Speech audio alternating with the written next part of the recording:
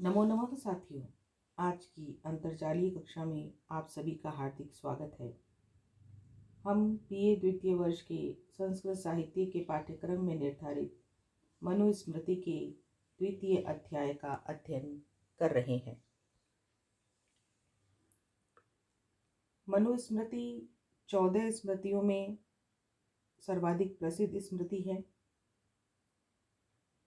इसके द्वितीय अध्याय में 150 श्लोक आपके पाठ्यक्रम में निर्धारित है। उसमें से 3 श्लोकों का अध्ययन हम पूर्व के वीडियो में कर चुके हैं। उसी की निरंतरता में इसका चौथा श्लोक इस प्रकार है। अकामस्य क्रिया काचित् दृश्यते नेह कर्हिचित् यद्यद्धि कुरुते किंचित् तत्तत् कामस्य चेष्टितम्। इस श्लोक में बताया गया है कि संसार में कोई भी प्राणी बिना कार्य के नहीं रह सकता है और वह जो भी कार्य करता है वह उसकी इच्छा से ही होते हैं। इस प्रकार यहाँ पर क्रिया की इच्छात्मकता बताते हुए कहा गया है कि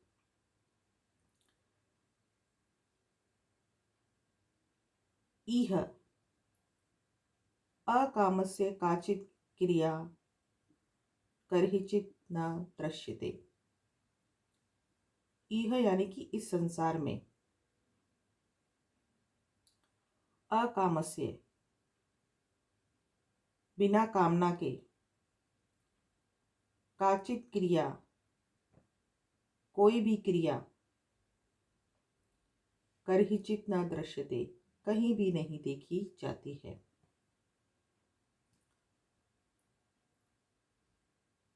ही क्योंकि यत् यत् किंचित कुरुते जो जो कुछ भी मनुष्य करता है तत् कामस्य चेष्टितम् अस्ति वह सब कुछ कामना के ही चेष्टा से होते हैं, कामना के ही कार्य होते हैं। इस प्रकार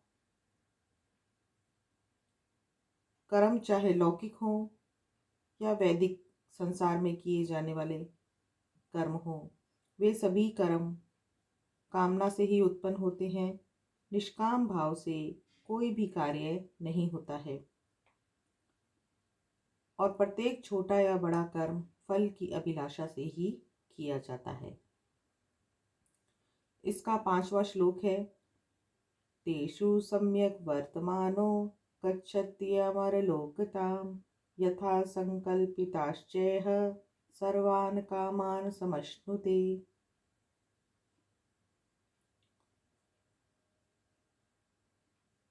इस मंत्र में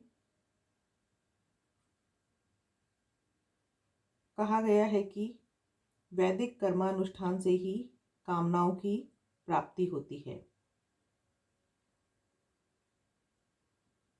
तेषु सम्यक वर्तमान अमरलोकताम गच्छति। तेषु यानी कि उन कार्यों में, सम्यक यानी कि अच्छी तरीके से, वर्तमान विद्यमान रहते हुए, अमर लोकताम गच्छति अमर लोक को यानी कि स्वर्ग लोक को जाते हैं।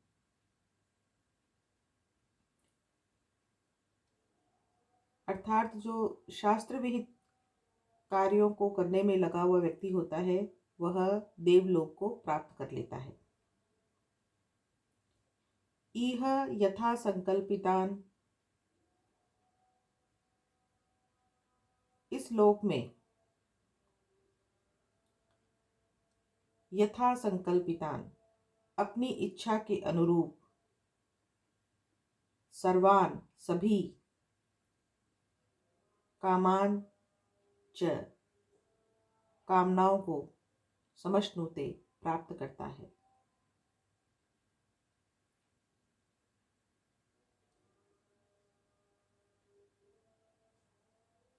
इस प्रकार इस श्लोक में जो भी इच्छा के अनुरूप उसकी कामनाएं हैं उनको वह मनुष्य प्राप्त कर लेता है।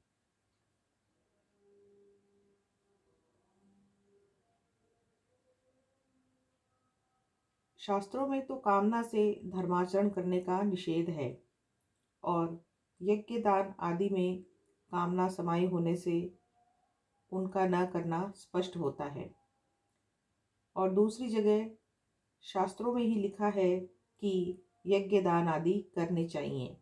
इस प्रकार के शास्त्र वचनों के परस्पर विरोध का समाधान यह है कि अग्निहोत्र आदि श्रौत कर्म वेद की आज्ञा मानकर करें, परंतु उनके फल की इच्छा न रखें।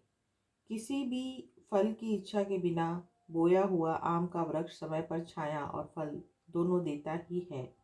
उसी प्रकार निष्काम भाव से किए हुए श्रौत स्मार्त कर्म भी समय आने पर कर्ता को यथोचित फल प्रदान करते हैं। इसका छठा मंत्र है वेदोऽखिलो धर्ममूलं स्मृतिशीले च तद्विदाम् आचारश्चैव साधूनामात्मनस्तुष्टिरेव च। इसमें धर्म के प्रमाण के विषय में बताया जा रहा है और कहा गया है अखिल वेदः तद्विदाम स्मृतिशीले च। अखिल वेद संपूर्ण वेद, तद्विदाम और उन वेद शास्त्रों को जानने वालों के द्वारा रचे हुए, स्मृतिशीले धर्मशास्त्र, साधुनाम आचारः च वेदों को जानने वालों के मन की स्वाभाविक प्रवृत्ति, एवं आत्मनः तुष्टि एव च और सज्जनों के आचरण और वेदज्ञ शिष्टों के मन का जो संतोष है, धर्म मूलम, ये सब धर्म के प्रमाण हैं। इस प्रकार इसमें धर्म के प्रमाणों के संबंध में बताया गया है कि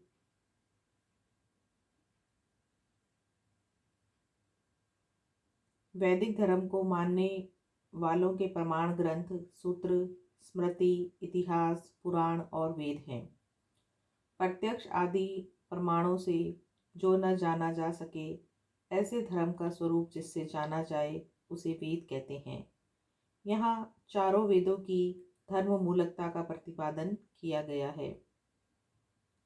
वेदों में दो तरह के मंत्र पाए जाते हैं, विधि मंत्र और अर्थवाद मंत्र।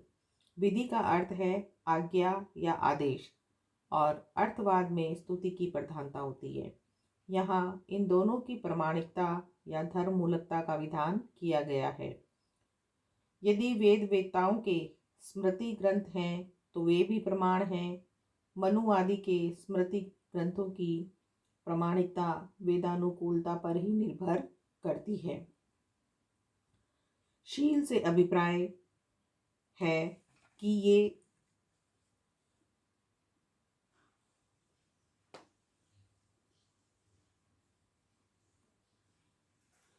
तेरह प्रकार की वस्तुएं हैं। ब्राह्मणीयता, देव पितृभक्ति, सौम्यता, दूसरे को संताप न देना, डाह न करना, कोमलता, अकठोरता, सबको मित्र बनाना, प्रिय बोलना, कृतज्ञता, शरणागत की यथाशक्ति रक्षा करना, दयालुता और उत्तम शांति। शील का एक अर्थ राग द्वेष का परित्याग भी है।